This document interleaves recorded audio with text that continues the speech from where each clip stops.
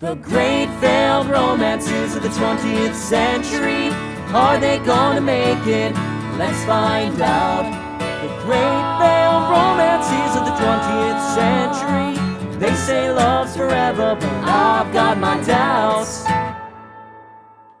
Welcome to the Great Failed Romances of the 20th Century. I'm singer, songwriter, and historian Teddy Gray. And I'm the troll on the grassy knoll, Sam Kaufman. So Teddy, which presidential pairing are we going to ponder today? Sometimes I think all you bring to the table is alliteration. Oh, don't forget VO. Today we'll be getting the scoop on the rumored relationship between Marilyn Monroe and John F. Kennedy. The first time Marilyn Monroe and John F. Kennedy were in the same room was at the Paris Ball in the Waldorf Astoria Hotel in New York City on April 11, 1957. It's unknown if the two ever spoke to each other during the night, and it seems unlikely that any sparks would have flown, as JFK was there with his wife, Jackie. And Marilyn was there with her husband, playwright and noted uggo, Arthur Miller.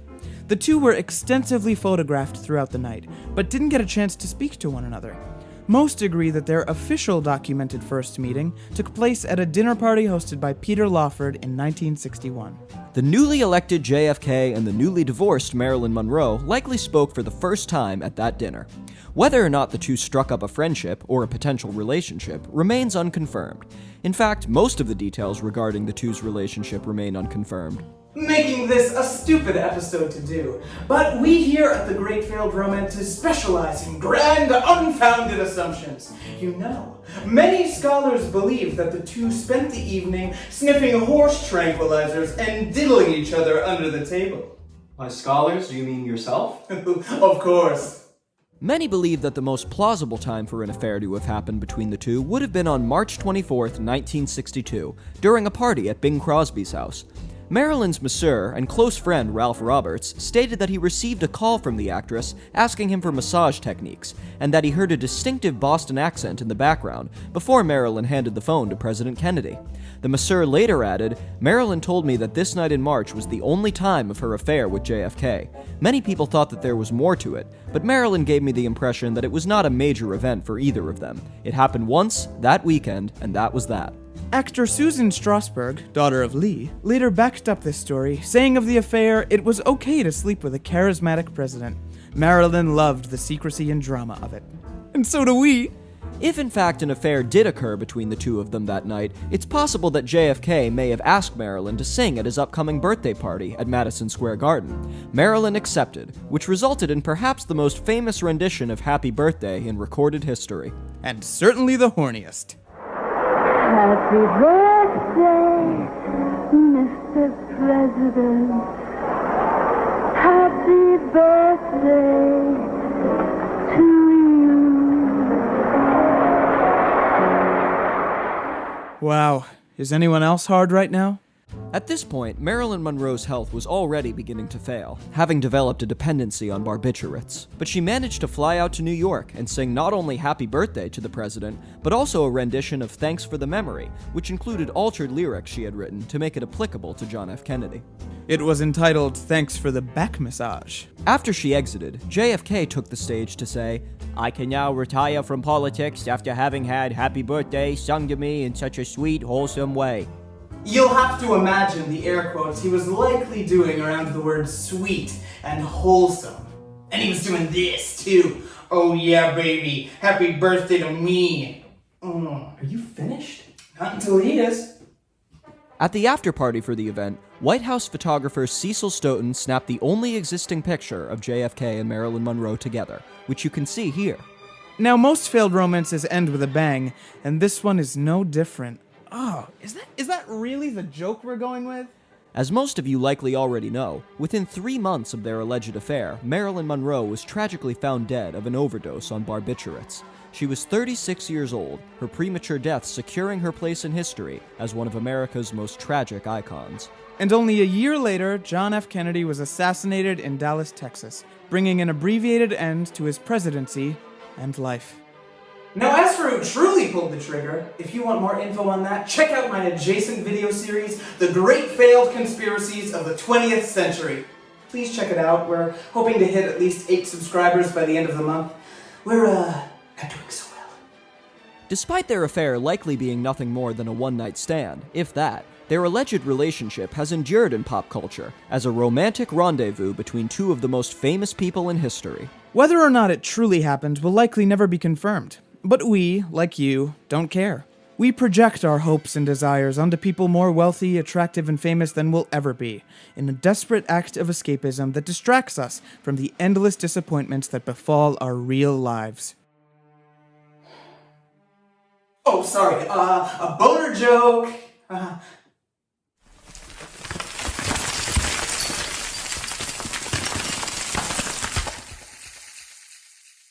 So, Teddy, I like your funny words, music man. Tell us about the song, why don't you? This song is called God, the Glamour of It All.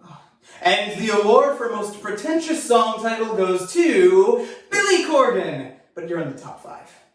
This song dives into whether or not it's healthy for us to project affairs and infidelities onto celebrities without having confirmation as to whether or not they actually occurred. Both Marilyn Monroe and John F. Kennedy died young enough to see their youthful selves preserved in the American imagination forever, never having to fall out of favor or lose their luster. This song holds up a mirror to the problems that inherently come with romanticizing those who died young, as it often makes their troubled lives seem like something to aspire to, rather than seeing them as cautionary tales. Not that we blame anyone for falling for the myths, of course. It's difficult not to get sucked in. For as problematic as it may be to romanticize toxicity, you must admit that it makes for more compelling history. Hey, that's a line from the song. So it is. Just kidding. You think I actually listened to any of these? The only song I listen to is the lo-fi hip-hop beats to study to. And on Halloween, the Monster Mash. Enjoy God, the Glamour of It All. I was working in the lab late one night when my eyes befell such an eerie sight. The youngest man ever elected president takes the burden from the oldest ever to hold the office as America enters the critical and challenging 60s. Everyone is voting for Jack. His smile overshadows the flack, and he can charm his way up to the top.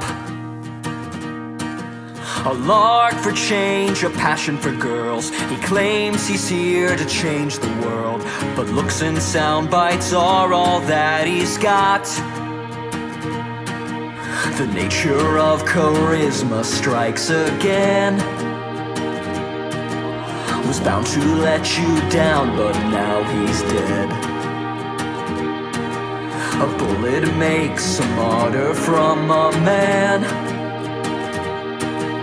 and we'll fall for it time and time again. Could leave a fascination like my Marilyn, at once an ingenue and tragic heroine. To give it all away for fame, to be a tragic household name, a tale so quintessentially American, recognized by millions, known by few. So as she slept, we dreamed up our own truth. It doesn't have to be real to be true. It persisted in imagination, and that's all it had to do. Something's gotta heal me, help me, make me whole. Soon as I rule the world, I'll play the leading role. I want to rise, I want to fall. My God, the glamour of it all, yeah. You can have my pride, my body, and my soul. The goddess of the screen once met the president. What happened? Well, I'm sure you'll draw an inference. 'Cause though we know their paths did cross, the details are forever lost. And we know better than to ever question it. Why not create these infidelities? 'Cause they're not people, they're celebrities.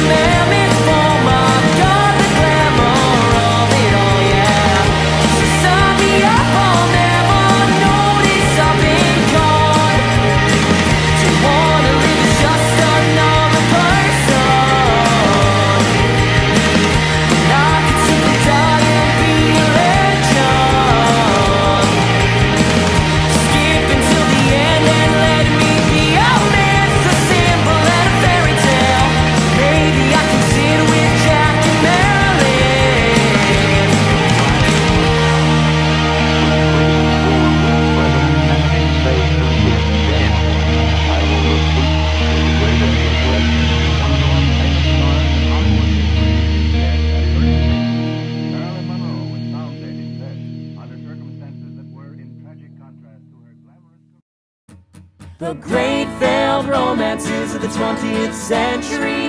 Are they gonna make it? Let's find out.